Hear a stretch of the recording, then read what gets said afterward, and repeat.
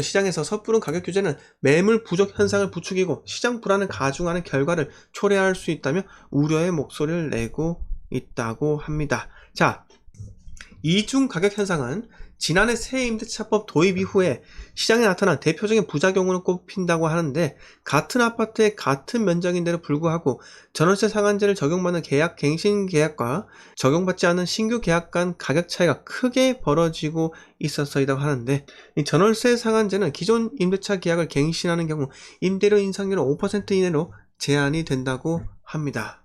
근데 표준 임대료 제도가 이런 부작용을 해소할 보완책으로 꾸준히 언급되어 왔다라고 하는데, 여당인 더불어민주당 의원들은 지난해 표준 임대료를 도입하는 내용의 법률 개정안을 발의해 놓은 상황이라고 합니다. 자, 그런데 전문가들은 표준 임대료 도입에 대해서 회의적인 반응이 다수인데요.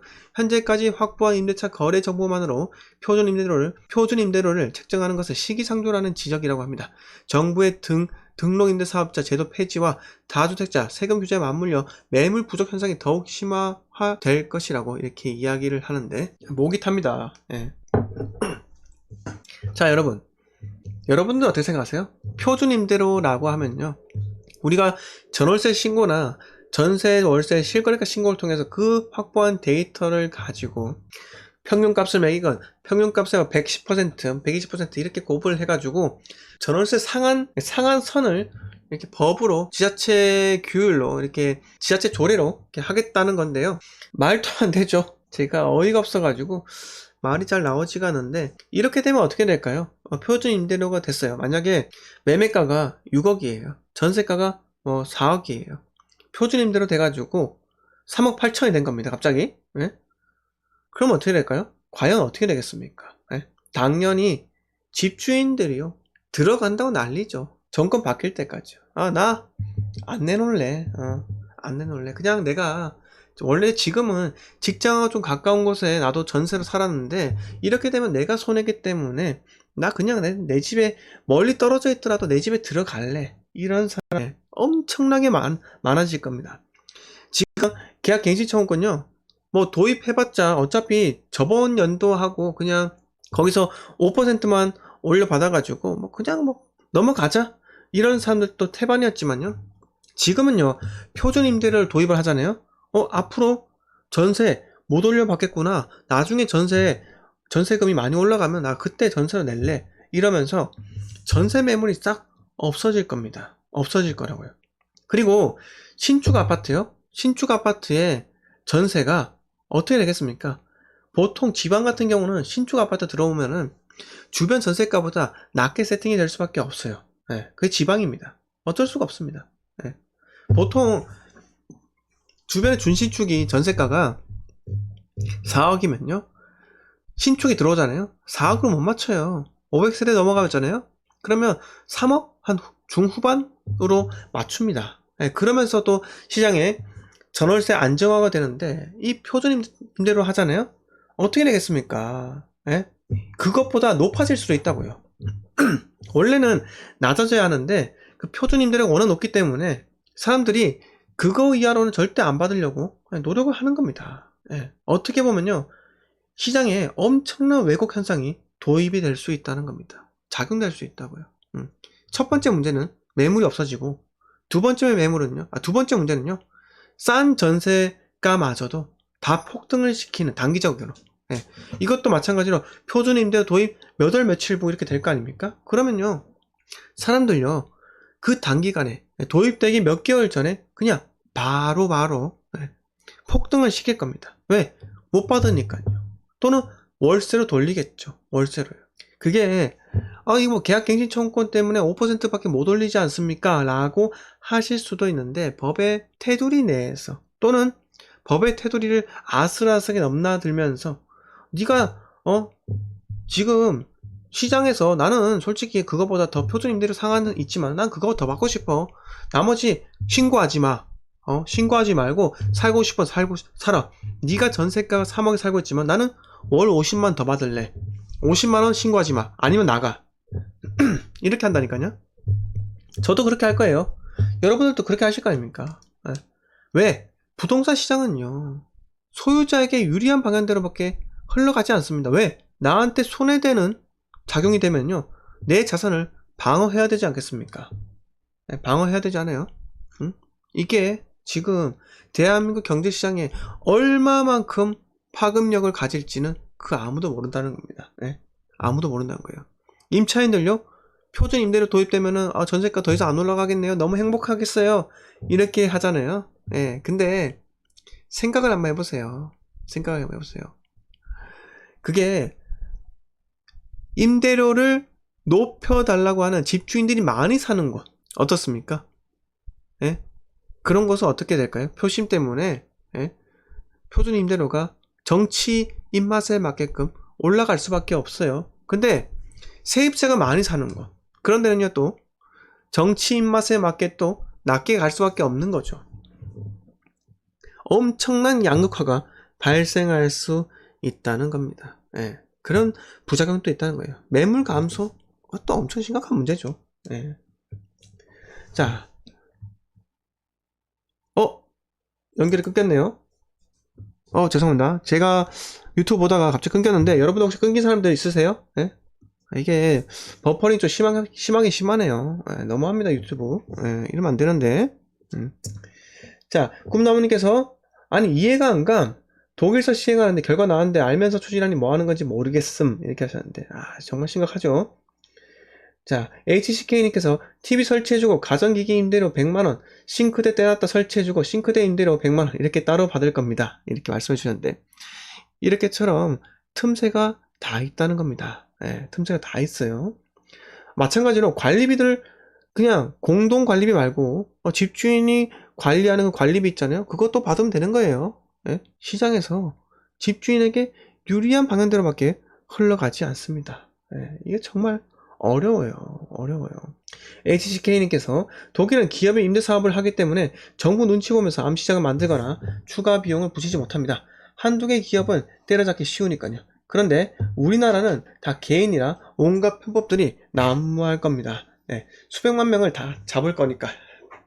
이게 뭐 수백만 명 다 잡을 수 있겠습니까? 그러면 표가 읽죠. 네, 표가 읽죠. 네. 이 독일에서 이미 부작용이 나왔는데 이게 뭐 어떻게 하자는 건지 참 안타깝습니다. 예. 이재하님께서 사회주의 국가로 가는데 전부 정신 차려야 돼요. 자유민주주의에서 이민민주주의로 절대 민주주의라고 고만하지 자유민주주의라고 앞에 자유를 안 붙입니다 라고 합니다. 그쵸, 플라이텍스님께서 암시장 생길 것 같아요. 이게 음성화가 생긴다는 겁니다. 음성화요. 예. 결국은 아까 제가 말씀드린 대로 관리비로 받습니다. 평당 관리비로. 예? 집주인 내가 관리해 줄게. 내가 풀옵션 세팅해 놓고요, 그 감가상각비만큼 난 받을 거야. 월세 100만원씩이요. 예. 근데 신고할 필요 없어. 왜? 네가 이 에어컨이든 가전이든 가구든 이거 쓰는 비용이니까 네가 들고 올 에어컨 그거 들고 오지 마. 어차피 에어컨 설치되어 있는데 이거 써. 이렇게 하는 겁니다. 예. 작살나는 겁니다. 작살나는 거예요. 좋아할 게 아니에요. 세입자들도 당초 단기간 만에 대폭등을 맛볼 거예요. 대폭등이요. 전세가요. 예. 가뜩이나 지금 전세 매물이 없습니다. 전세 매물 많은 지역이 있긴 있죠. 있긴 있는데요, 그건 어차피 입주 물량이 많은 곳이고, 기존에 입주 물량 없는 곳에 전세 매물이 많습니까? 예? 많아요? 없다고요. 없습니다. 자, 노JAIN님,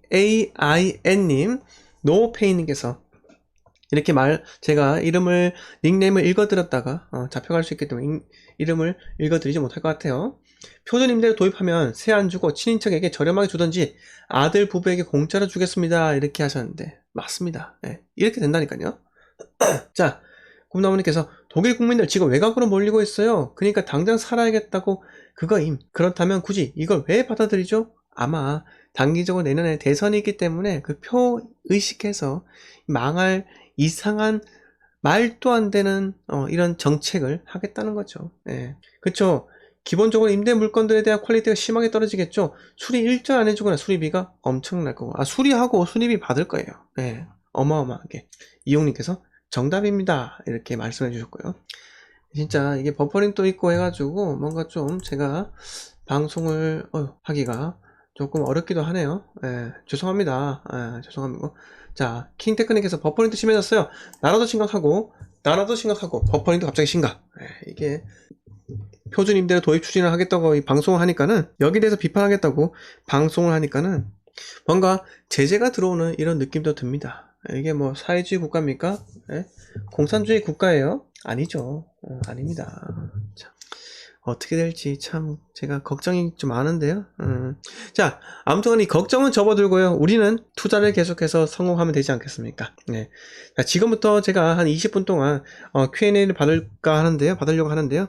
여러분들께서는 일목요연하게 그 질문사항에 대해서 여기다가 딱 남겨주세요. 그러면 제가 바로 댓글로 댓글이란다. 네, 제가 바로 댓글을 읽으면서 말씀을 드리도록 하고요. 막간을 틈타서 제가 제 멤버십 가입에 대해서 홍보를 좀 할게요. 제 멤버십은요, 월 4,990원에 매주 토요일 밤 10시에 멤버십 전용 라이브 방송을 합니다. 바로 내일이죠. 내일. 제가 깜빡하고 멤버십 Q&A 올려달라고 커뮤니티 게시판에 올리지 않았는데, 지금 방송 끝나고 바로 올릴 겁니다. 네, 올릴 거니까요. 거기다 꼭 적어주세요. 멤버십 분들은요, 적어주시고, 본인께서 이번 주 한 주 동안 공부하신 내용을 적어주셔야 되고요. 이 물건 괜찮나요? 저 물건 괜찮나요? 이렇게 물으셔도 됩니다. 네. 자, 바로바로 Q&A 질문을 남겨주세요. 네, 대답을 해드리도록 하겠습니다. 대답하지 않으면요, 제가 제 멋대로 말하다가 나갈 겁니다. 네. 자, 구독과 좋아요 눌러주세요. 아직까지 구독과 좋아요 누르지 않으신 분들도 구독과 좋아요, 돈 드는 게 아닙니다. 눌러주세요. 감사합니다. 네, 나침반님 반갑습니다. 자, 이용님께서 임팩트에 있는 이 핵심을 찝는 이야기를 해주셨는데, 전세 매물 더 줄여주시니 감사하죠 라고 하십니다. 이 말이 뭐냐면은, 우리가 집을 팔 시점에, 또는 집을 새로운 전세 세입자를 드릴 때, 즉 갭 투자로 집주인을 내보내고 전세 세입자로 세팅하는 경우가 있잖아요. 네. 그때 시중에 전세 매물이 많으면요, 약간 어려워요. 근데 전세 매물 자체를 줄여주니까 갭 투자가 활성화되겠죠? 어마어마하게 상승할 수 있다는 겁니다. 네. 우유값 규제, 목 잘리겠네요. 이렇게 말씀해 주셨고요. 네, 서지민님 반갑습니다. 서지민님께서는 제 오래된 구독자이시죠. 네, 감사합니다. 빨리빨리 Q&A 질문 남겨주세요. 안 하면 제가 제 멋대로 방송하다가 마칠 거예요. 제 멋대로 하다가 마칩니다. 참 버퍼링 심하고 난리도 아니네요. 난리도 아니야. 네. 그거 한번 볼까요? 네. 여러분들께서 서울에 사시는 분들 잘 아실 텐데, 여기 은평구 같으면은 북쪽이고 일산 쪽이라 해가지고 많이 무시를 받았던 지역이에요. 예, 무시를 받았던 지역입니다. 근데 이게 지금 끊기네. 엄청나게 끊기네요. 예, 엄청나게 끊기네요. 난리도 아니네요 지금. 죄송합니다. 방송이 원활하지 못한 점. 예, 이게 지도도 지금 끊겨가지고 제가 잘 못 보겠네요. 자, 녹번 쪽 보시잖아요. 녹번 이게 끊겨가지고 제가 안 되는데, 여러분들께서 그렇게 무시하시고 욕을 하셨던 녹번이 지금 어떻습니까? 예? 힐스테이트 녹번요. 예? 어때요 가격이? 33평에 실거래가가 2020년이 11억 5,500입니다. 이거 아직까지 2년이 안 됐기 때문에 매물도 나오지가 않았어요. 대부분 14억 정도 되겠죠. 그 정도로 무시하지 말라고요. 예, 무시하시지 말라고요. 바로, 자, 죄송합니다. 자, 윤성준님께서 지금 독립하라고 전세를 구해야 할까요? 월세를 구해야 할까요? 전세 매물 막히고 대출 막히니 걱정이에요 하셨는데, 모님께서 자금이 안 되셔가지고 전세를 구해야 할까요? 월세를 구해야 할까요? 물으시는데, 제 생각은요, 투자를 하실 그런 목돈이 있으시면요, 월세를 구하는 것도 한 가지 방법이에요. 또는 오피스텔에 전세자금 대출이 가능한 오피스텔 들어가셔가지고 풀로 전세자금 대출을 받으신 다음에, 그 다음에 지방광역시에 투자를 하는 것도 좋은 방법입니다. 네, 좋은 방법이에요. 네, 서지민님 감사드리고요. 자, 그리고 스페이스 알리께서 신규 전세 가격 상한요율을 적용하면 어떻게 될까 하면 난리나겠죠. 폭동 일어나겠죠. 폭동 일어나겠죠. 말도 안 되는 거죠. 네. 김정수님께서 증여는 작은 것부터 해야죠 라고 하셨는데, 작은 거 하면은 증여세로 적어지고 취득세로 적으니까요, 그러겠죠. 예, 근데 뭘 증여하는지 따라서 또 다를 수도 있습니다. 예. 자, SYJ 리4 연성 6셀님께서 안산 시흥은 어떨까 라고 하셨는데, 이거 어제도 누가 물으셨는데 괜찮습니다. 지금은 괜찮다는 겁니다. 예, 지금은 괜찮고 어차피 불장이기 때문에 괜찮은데요. 3기 신도시 광명 시행이 들어오면요, 작살날 수 있으니까요. 그 전에 매도하시고 상급지로 가시는 것도 괜찮은 방법이에요. 자, 서지민님께서 조정지역 주택 1 울산 동구는 어찌 보실지요? 괜찮아요. 괜찮은데 저는 울산 동구 같은 경우는 사이클이 너무 빨라요. 예, 산업단지 완전히 인근에 있기 때문에 사이클 너무 빠르기 때문에, 그리고 울산 같은 경우는 제가 2023년까지는 괜찮다고 봅니다. 그 이유는 괜찮지는 않다. 투자 가치는 다른 지역에 하는 게 좀 더 낫지 않겠나 이렇게 생각이 들기도 해요. 자, HCK님께서 선생님 도심권의 썩은 지역들, 도시재생 지역들 이거 HCK님께서 전 시장님에 대한 분노가 엄청나게 강하신 것 같아요. 도시재생 지역들 벽화 그린되어 있죠.